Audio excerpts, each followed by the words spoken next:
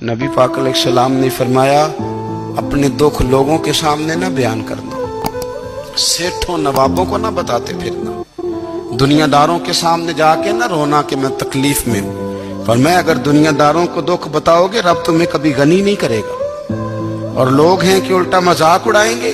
आपकी जिससे बड़ी पक्की यारी है ना, पक्की, वो तब तक पक्की है जब तक आपने 50,000 मांगा नहीं।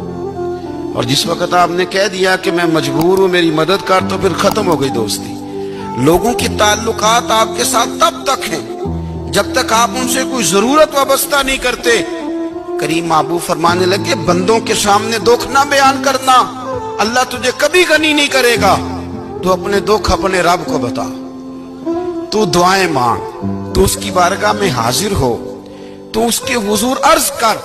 फरमाया अपने दुख अपने रब को बता, वो जल्दी करे या देर से करे तुझे सारी दुनिया से बेनियाज कर देगा, तुझे किसी का मोहताज नहीं रहने देगा। रसूल कायनात ने फरमाया, रब करीम फरमाता है जब मेरा बंदा हाथ उठाता है ना तो मुझे हया आती है कि मैं खाली कैसे लौटा दूं इसके। इतने बड़े बादशाह की बारगाह में, ओ भाई, लोगों से इज्जतें तलाश करते हो तो वो क्या तुम्हें इज्जत देंगे? वो तो कल अच्छा कहते हैं परसों बुरा कहने लग जाते हैं।